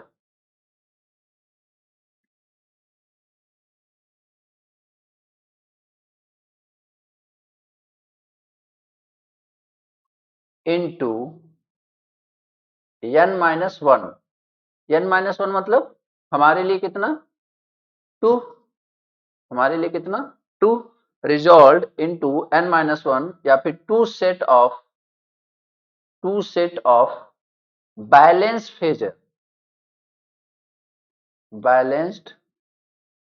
phasor ठीक है.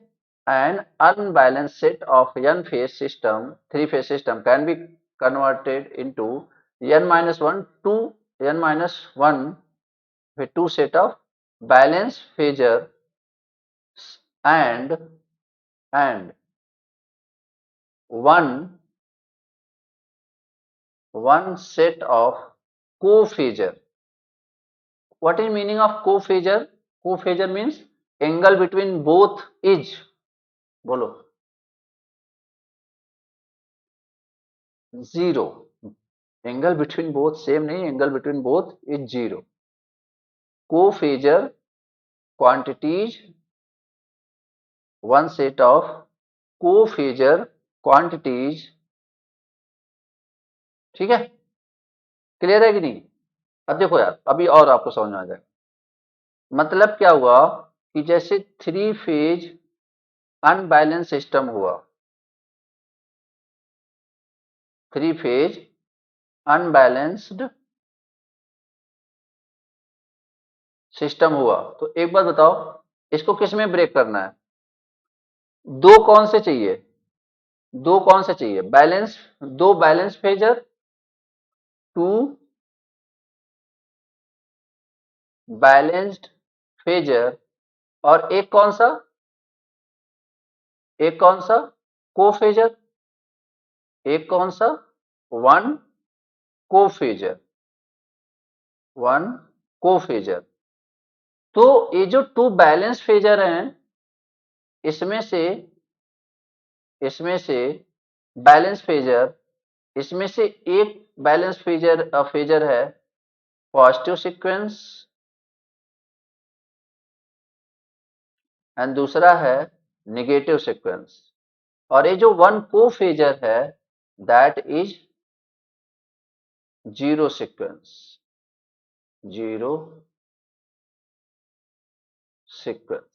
ठीक है. को फेजर मतलब दोनों के बीच, इसके और वो जो मेन आपका मेन है उसके बीच का एंगल 0. ओके. अभी हो सकता है कुछ समझ में आया हो, कुछ ना समझ में आया हो, तो इस चीजों को थोड़ा सा और सिंपल वे में देखने की कोशिश करते हैं. अच्छा, एक बात और. पहली बात, ये जो भी आप सारा प्रोसेस कर रहे हो, दिस इज वैलिड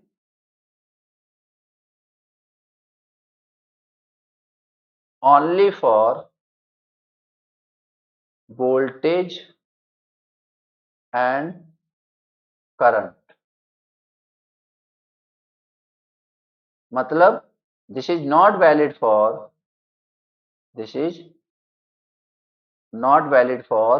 बाकी के दो. क्या बच रहे हैं? दो कौन सी क्वांटिटी बच रही है? मेन इलेक्ट्रिकल क्वांटिटी में दो कौन सी बच रही है? पावर और इम्पीडेंस. ठीक है. तो इसका मतलब क्या, हम इसका पावर और इम्पीडेंस का positive sequence, negative sequence, zero sequence नहीं होता? नहीं, ऐसा कुछ नहीं है.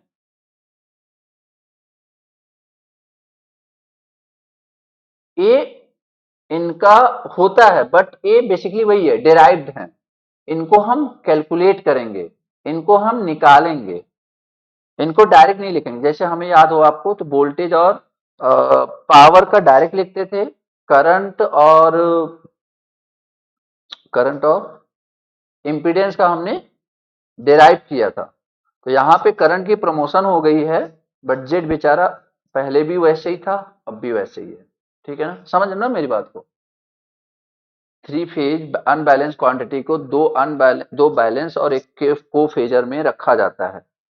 एक पॉजिटिव, अच्छा ये जब भी, कब, जब कोई अनबैलेंस क्वांटिटी आ रही हो तो, जब कोई अनबैलेंस क्वांटिटी आ रही हो तो, ठीक है, positive, negative and zero sequence. धीरे धीरे सारी चीजें अभी ना इकट्ठा होना स्टार्ट होंगे तो आपको ना बहुत अच्छे से आइडिया लगने लगेगा, जो लोग पहली बार पढ़ रहे हैं।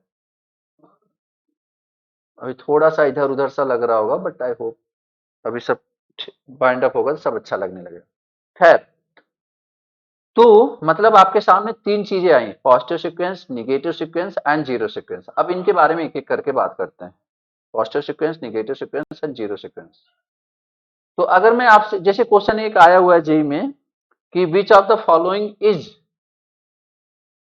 Balance quantity, which of the following is balance quantity. Option A positive sequence, option B zero sequence, option C negative sequence, option D खुद से बना लो।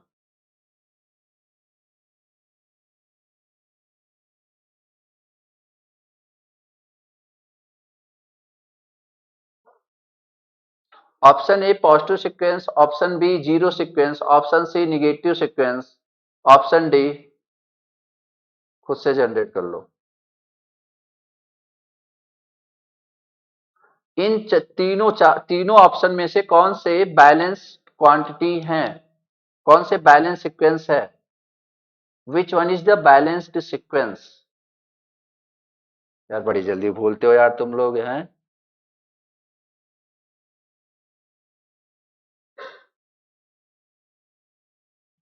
मतलब सामने लिख के गया मैं अभी ना, अभी सामने लिख के गया मैं। पॉजिटिव भी निगेटिव दोनों के दोनों क्या है, बैलेंस्ड। जैसे नो, अभी लिख के गया ना मैं।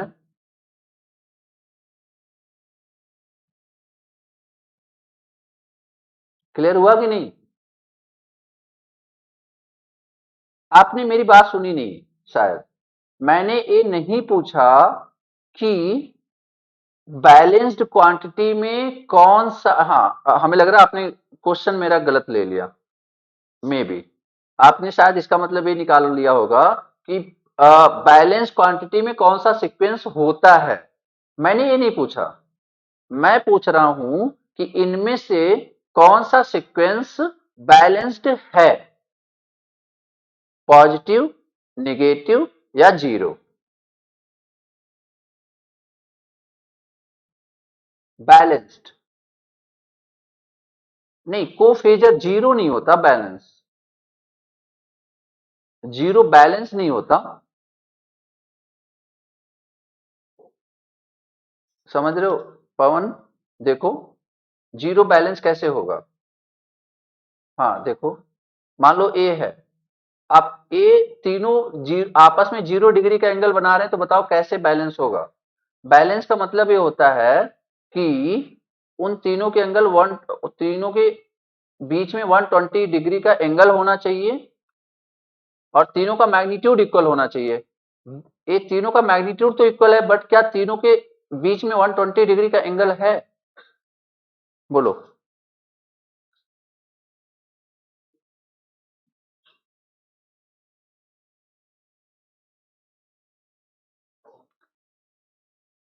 पवन डाउट है अभी भी?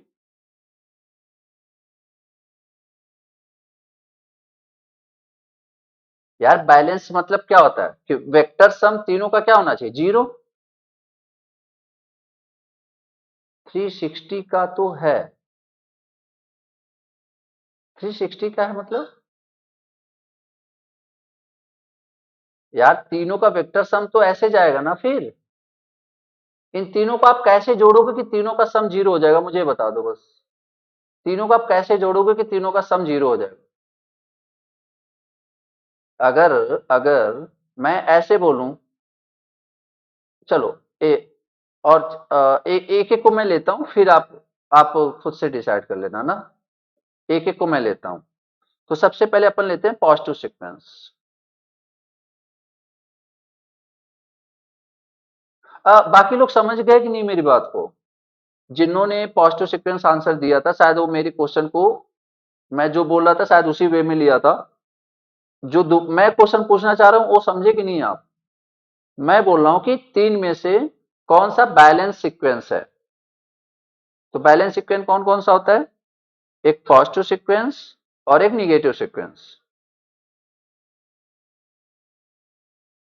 चलो समझते हैं पॉजिटिव सीक्वेंस का मतलब क्या है, एक एक करके समझते हैं। पॉजिटिव सीक्वेंस कंपोनेंट,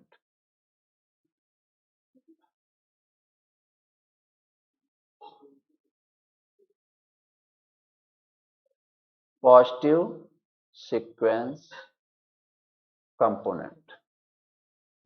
ओके, तो पॉजिटिव सीक्वेंस कंपोनेंट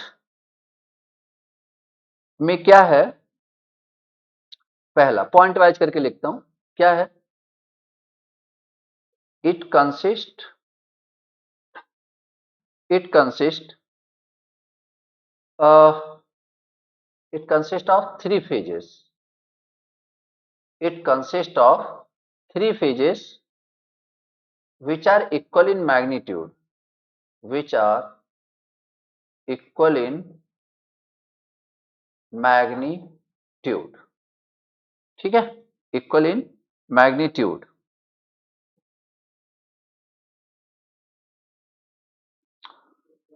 ओके, अब जैसे आप ये समझो, हाँ equal in magnitude but displaced by 120 degree angle, पहली कंडीशन। दूसरी, इनकी जो फेस सीक्वेंस है, it has same phase sequence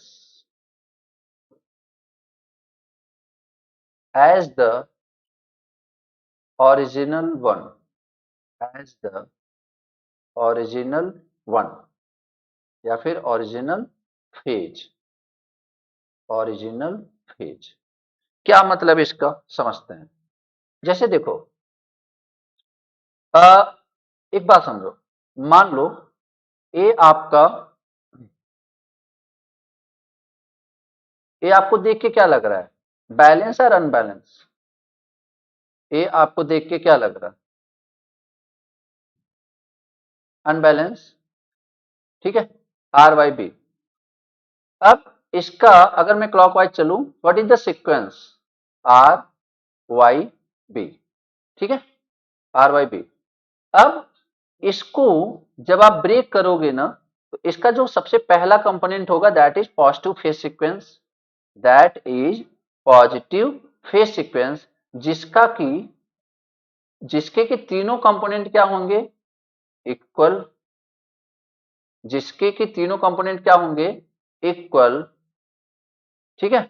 जैसे उसको हम रिप्रेजेंट करेंगे, मान लो ऐसे, कैसे?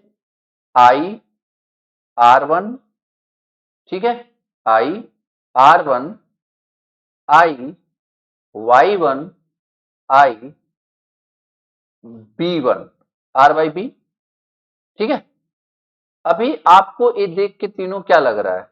ये जो मतलब इसका मतलब क्या हुआ कि रिप्रेजेंटेशन ऑफ पॉजिटिव सीक्वेंस, मतलब positive sequence will be represent by I R one, R one suffix, ठीक है, यहां पे। खैर, तो यहां पे दो चीजें हैं, ये आपके सामने मैंने क्या ड्रॉ किया हुआ है? Positive sequence. अभी आप बताओ, अगर इन तीनों का मैग्नीट्यूड इक्वल है, बोलो यार, अगर तीनों का मैग्नीट्यूड इक्वल है और एंगल 120 डिग्री है, बताइए, अगर तीनों का मैग्नीट्यूड इक्वल है, एंगल 120 डिग्री है, तो क्या ए बैलेंस है या नहीं? क्लियर है, बैलेंस है। तो अब बताइए, पॉजिटिव सीक्वेंस जो फेज पॉजिटिव सीक्वेंस कंपोनेंट है, दैट इज बैलेंस और not? Positive sequence component is balance और नॉट?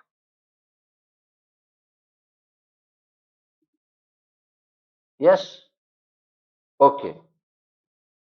इसको लेके किसी के मन में कोई डाउट है? क्या ए रिप्रेजेंटेशन है इसका? Answer is no. उन्होंने फोर्टेस्क्यू ने क्या बोला था? Any unbalance set of three phasor system can be resolve into two balance phasor and one cophasor. मतलब टोटल कितने हो जाने चाहिए थे? 3। अभी मैंने कितने दिखाए आपको? अभी मैंने कितने दिखाए आपको? Only and only 1। यस या नो? Only and only 1। मतलब यहां पे दो सीट अभी वेकेंट है। यस या नो? मतलब यहां पे 3 लोग आएंगे तब फोर्टेस्क्यू की इच्छा पूरी होगी। समझ रहे हो मेरी बात? यहां पे अभी 2 लोग और आएंगे तब जाके इनका स्टेटमेंट कंप्लीट होगा कि any unbalance quantity can be resolve into two balanced and one cophasor. ठीक है। खैर, हम पहले आते हैं दूसरे सीक्वेंस की तरफ जिसका नाम है नेगेटिव सीक्वेंस कंपोनेंट। किसी को यहां तक कोई डाउट है? बोलो यार, यहां तक किसी को कोई समस्या है? यहाँ पे मैं फिर से बोल देता हूं, यहाँ पे मैं लिख भी देता हूं। I R1 is equal to I Y1 is equal to I B1। I B1 ना, आई B1। और उसके बाद तो चलो θ1 θ2 ये तो 120 है ही, ये तो मैं ऐसे दिखा देता हूँ 120 120। ठीक है। नेक्स्ट नेक्स्ट पोर्शन पे आते हैं। क्या है? Negative sequence component. Negative sequence component. अब देखो यार, अगर मैं यहां पे निगेटिव सीक्वेंस कंपोनेंट की बात कर रहा तो अगेन अगेन ये जो पहली वाली लाइन थी ना, ये जो पहली वाली लाइन थी, पहली वाली लाइन मतलब ए,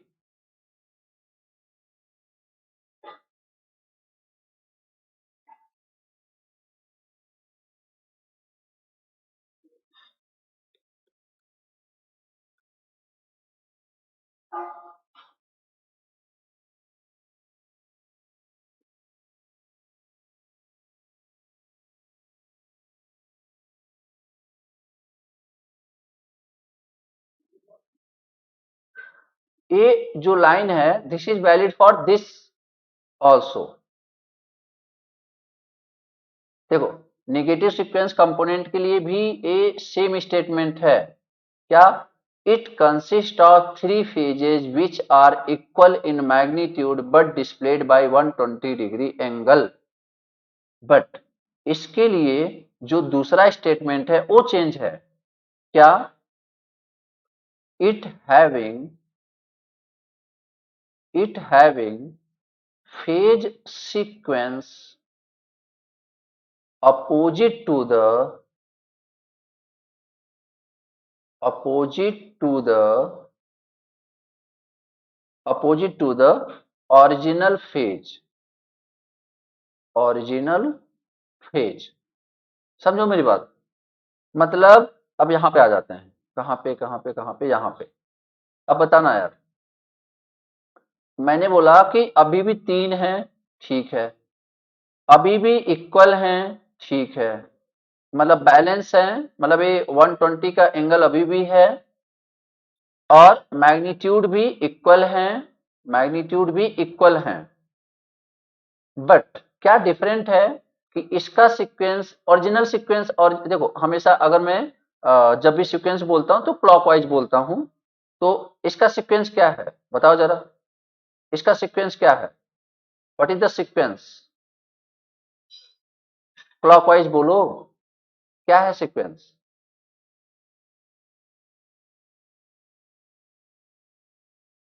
बोलो यार, इसका सीक्वेंस क्या है? क्लॉकवाइज बताओ ना। R Y B. क्या है? R Y B. इसका बताओ, इसका दूसरे वाले का बताओ, ए पॉजिटिव सीक्वेंस का सीक्वेंस बताओ। Same, R Y B. अब इसकी डिफिनीशन भी तो यही थी, देखो पॉजिटिव सीक्वेंस की डिफिनीशन क्या थी, it has same phase sequence as the original phase. But ये जो निगेटिव फेज है इसका मैग्नीट्यूड तो सेम रहेगा, बट इसका जो फेज सीक्वेंस है वो गड़बड़ हो जाएगा। मतलब अगर मैंने यहां पे लिख दिया सपोज आर, सपोज आर, तो मैं, आप मुझसे क्या उम्मीद कर रहे हो, यहाँ पे वाई लिखूं या बी लिखूं? आप मुझसे क्या उम्मीद कर रहे हो, वाई लिखूं या बी लिखूं? बी।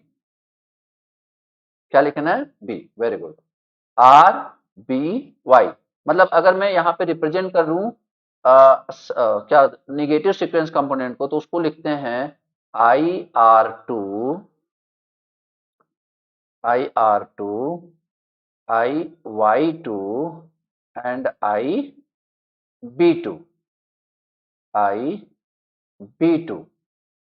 एंड ये जो तीनों के तीनों हैं, तीनों के तीनों मतलब I R two is equal to I Y two is equal to I B two, all are same, और एंगल तो 120 है ही। अभी आप बताओ पॉजिटिव निगेटिव दोनों में कोई डाउट है? पॉजिटिव सीक्वेंस निगेटिव सीक्वेंस में किसी को कोई डाउट है किसी भी टाइप का?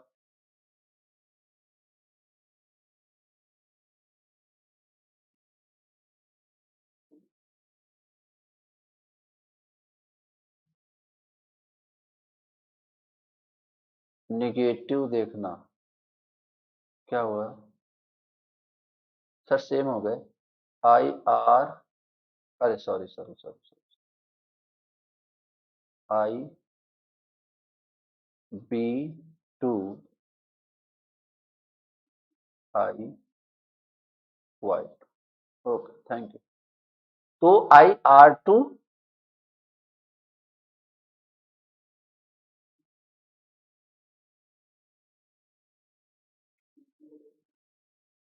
आई R two I B two I Y two, ठीक है। तो मैं यहाँ पे एक लाइन और चाहे तो लिख देता हूं कि क्या बोलते हैं इसका जो शो करने का, वो क्या होता है, सब स्क्रिप्ट या फिर सब स्क्रिप्ट क्या हो जाता है, या तो वन लिखा रहेगा या तो क्या लिखा रहेगा पॉजिटिव, और निगेटिव के लिए या तो टू लिखा रहेगा या तो टू लिखा रहेगा या फिर निगेटिव लिखा रहेगा, ठीक है ना। है। अब तीसरी स्टेटमेंट पे आते हैं, तीसरा क्या है, तीसरा क्या है, zero sequence component, zero sequence component, zero sequence component क्या है, it consist of, it consist of three equal phasors in magnitude, in magnitude and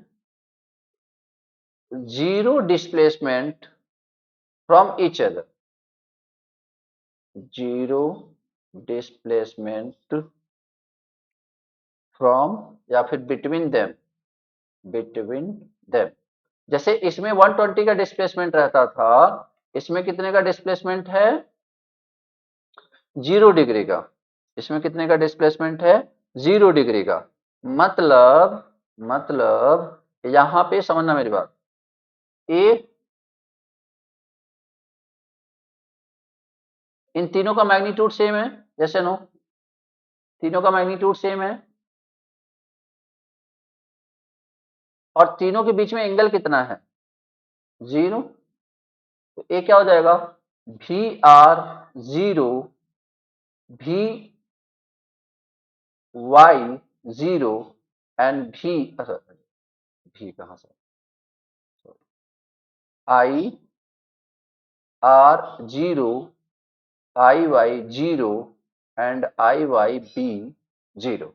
Yes and no? This is what zero sequence component, जिसमें again I R naught is equal to I Y naught is equal to I B naught. अब बोलो, मैं फिर से वही अपना question repeat करता हूं पुराना वाला, कि out of positive, negative and zero sequence, how many sequence components are balanced in nature? How many sequence components are balanced in nature? Positive and negative. अभी क्लियर है सबको? क्योंकि बैलेंस तभी होंगे जब 120 का डिस्प्लेसमेंट होगा और तीनों का मैग्नीट्यूड इक्वल होगा. जीरो सीक्वेंस कंपोनेंट में मैग्नीट्यूड तो इक्वल है, बट जीरो 120 का डिस्प्लेसमेंट नहीं है. ठीक.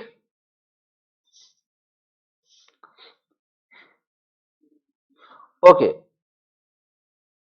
अब यहां पे जैसे मान लो मैंने 3 फेजेस लिए ना. R I Y I B लिख रहा हूं, थोड़ा सा लेंदी पड़ रहा. मैं एबीसी ले लेता हूं. ABC.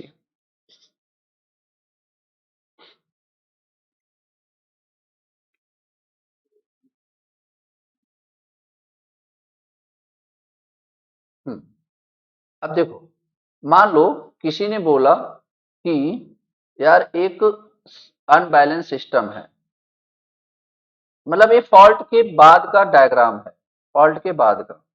Suppose this is I A, आपकी प्रैक्टिस भी हो जाएगी. Suppose this is I B and suppose this is I C. ठीक है. Suppose this is I C. अब फोर्टेस्क्यू के अनुसार इसको हम 3 पार्ट में ब्रेक कर सकते हैं. जल्दी बोलो यहां पे क्या होगा. आई ए, बोलो. आई ए, आई ए,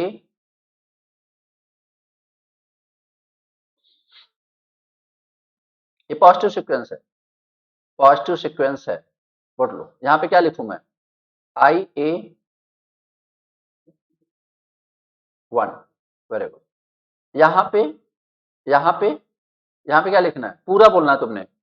आई ए लिखूं, बी लिखूं, सी लिखूं, क्या लिखूं मैं. दिस इज पॉजिटिव सीक्वेंस ना. आई बी 1. बढ़िया. और इधर क्या हो जाएगा, आई सी 1. चलो वेरी गुड. आगे बढ़ते हैं. अब यहां पे भी आपका सेम रहेगा क्या. यहां पे लिखूं, क्या लिखूं, एक तो सेम करना पड़ेगा. आई ए 2. ओके. यहां पे बताइए, यहां पे बताइए आई सी 2. ए इंपॉर्टेंट है. आई सी 2 और यहां पे आई बी 2. ठीक है. Done. And the last one. देखो ये तो चीज दो, मतलब अभी इस चीज को मैं कैसे यूटिलाइज कर रहा हूँ वो भी मैं दिखा रहा हूँ ना तुम्हें. इसमें तो किसी को कैसे भी लिख दो, कोई सीन नहीं है. आई ए 0, आई बी 0 एंड आई सी 0. ठीक है. यहां तक तो कोई दिक्कत नहीं है. अब इसी चीज को मैं मैट्रिक्स फॉर्म में कैसे लिखता हूं वो देखो. आपके पास क्या है, आई ए, आई बी, या फिर छोड़ो, ऐसे छोड़ो. हमने बोला कि इसका मतलब आई ए कितने पार्ट में ब्रेक हो चुका है, एनीवन. आई ए कितने पार्ट में ब्रेक हो चुका है, ध्यान से देखो. आई ए को मैं क्या लिख सकता हूं, आई ए 1 plus I A 2 plus I A not. Yes या नो. देखो, any unbalanced quantity can be resolved into two balanced phasor and one cophasor. पूरी बात क्लियर.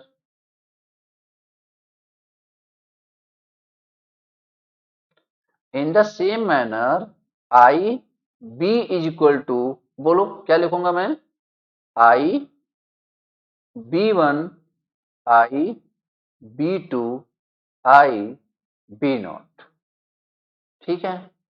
एंड इसी तरह आई सी को मैं क्या लिखूंगा, I C one, I C two and I C naught, ठीक है। अभी आप देखो ये क्या हुआ है, ये क्या हुआ है, A I B I C are balanced, मतलब एक किसका है, अनबैलेंस्ड कंडीशन का, this is unbalanced.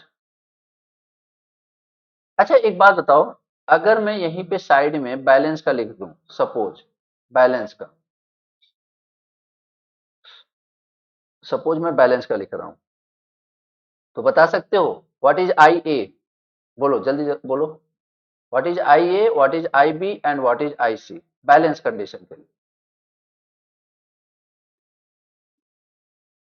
I A is equal to, I A is equal to, कौन कौन गायब होने वाला है, no no no no no, कौन कौन गायब होने वाला है, बैलेंस क्वांटिटी में सिर्फ और सिर्फ कौन सी क्वांटिटी, कौन सा सीक्वेंस कंपोनेंट रहता है, 2 और 0 गायब हो जाएगा, and remaining only I A one, यहाँ पे आई बी वन, यहाँ पे आई सी वन, बाकी के दो गायब। क्लियर हो रही नहीं मेरी बात, डन। तो अनबैलेंस कंडीशन में ए बात, और बैलेंस कंडीशन में a, I A equal to I A one, I B equal to I B one, I C equal to I C one,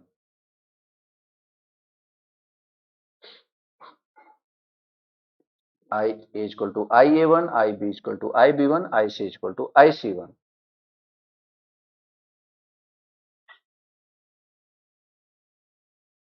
ठीक है।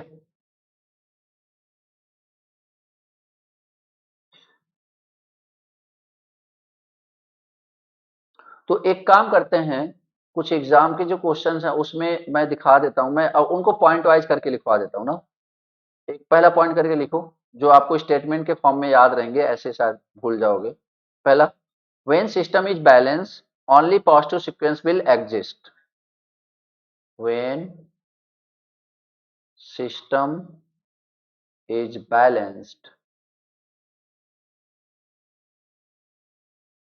Only positive sequence will exist, ठीक है। दूसरे पे आ जाइए,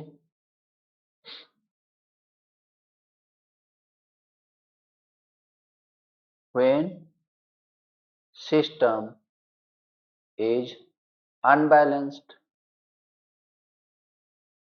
then positive, negative and zero sequence component will exist.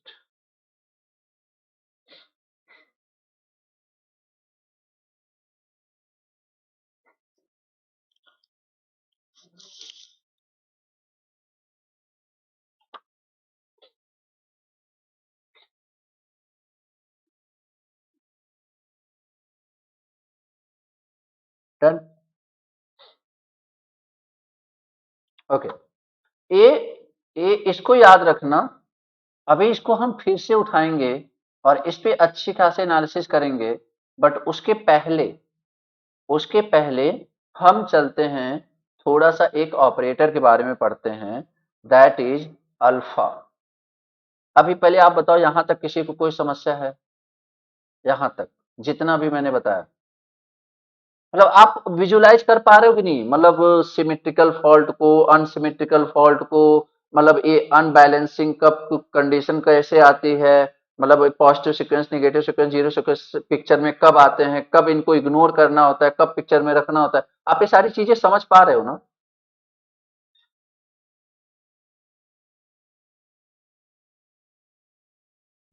ठीक है, चलो। तो अब हम एक ऑपरेटर है जिसके बारे में बात करते हैं, that is phase shift operator.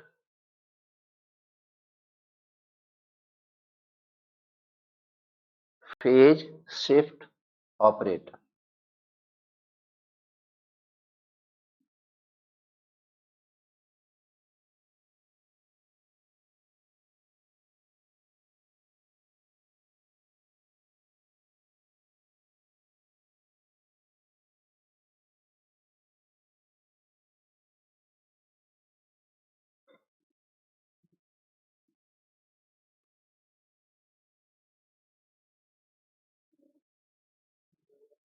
Phase shift operator that is alpha. देखो इसकी जरूरत पड़ी क्यों, पहले ये समझते हैं थोड़ा सा ना, ये जरूरत पड़ी क्यों। अब जैसे आप एक बात समझो, अगर मैं बोल रहा हूं कि चलो मैंने ब्रेक कर लिया, मैंने ब्रेक कर लिया, मतलब ये मतलब मतलब मैं ये मैथमेटिकली दिखा रहा हूं, मैं ये मैथमेटिकली दिखा रहा हूं कि पॉजिटिव सीक्वेंस है, नेगेटिव सीक्वेंस, जीरो सीक्वेंस है। बस अगर कैलकुलेशन पे जाएं तो आपको नहीं लगता कि मतलब हमें कितनी वैल्यूज निकालनी पड़ेगी। मतलब तुम्हें पता क्या होगा, पहले तो मुझे ये बता दो, तुम्हें पता क्या होगा। ये कितनी क्वांटिटीज हैं, तीन, तीन छह नौ और ये 12। आप मुझे बताओ इन तीनों में से तुम्हें किसके बारे में इंफॉर्मेशन है। प्रैक्टिकली सोच के बताओ, आंसर दे दोगे। प्रैक्टिकली सोच के बताओ, आंसर दे दोगे। तुम्हें किसके बारे में इंफॉर्मेशन है आफ्टर फॉल्ट, आफ्टर फॉल्ट।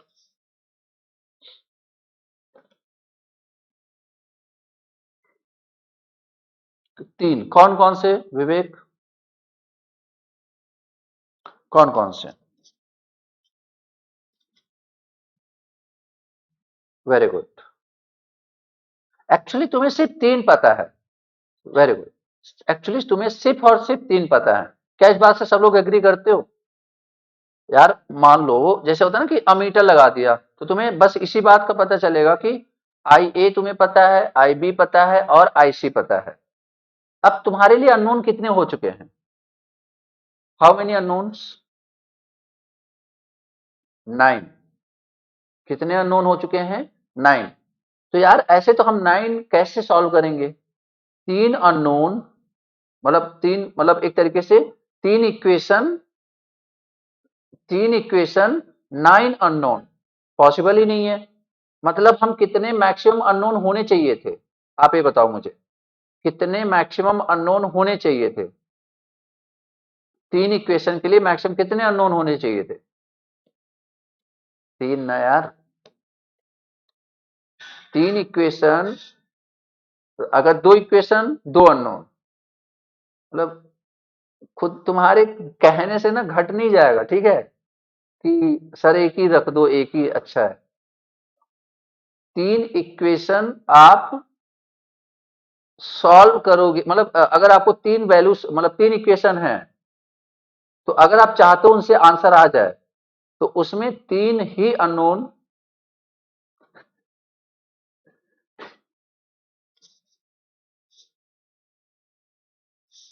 तीन ही अननोन होंगे जिनकी हम वैल्यू निकाल सकते हैं, ठीक है। तो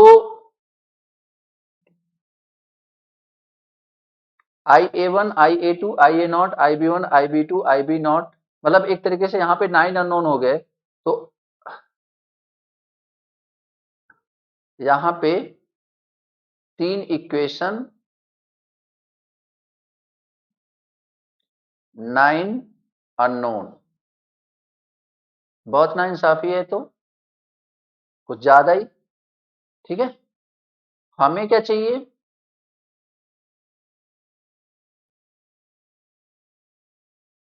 3 इक्वेशन और 3 अननोन।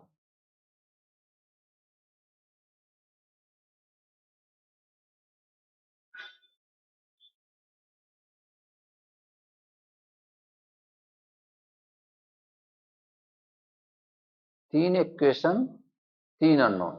तो इसका मतलब हमें क्या करना पड़ेगा, ये जो इसको इसको सिंप्लीफाई करना पड़ेगा। जैसे कल हमने देखा था ना कि चार चार हो जा रहे थे, V base, I base, S base, Z base. तो चार में से दो को सामने रखते थे और दो को उनके रेफरेंस में ले जाके मतलब एक रिलेशन ऐड कर देते थे, एक रिलेशन दे देते थे कि भाई तुम ये वाला काम बता देना, हो जाएगा दो।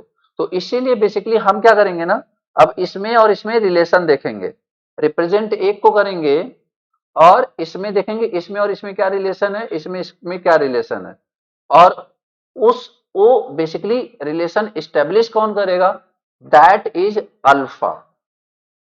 मतलब 9 अननोन इक्वेशन से 3 अननोन इक्वेशन में लाएगा कौन, दैट इज अल्फा। समझो नहीं मेरी बात। अभी मैं अल्फा के लिए ना प्लेटफॉर्म बना रहा हूं, ताकि जब मैं अल्फा स्टार्ट करूं ना तो आपको मैथ ना लगे, आपको पावर सिस्टम ही लगे हो।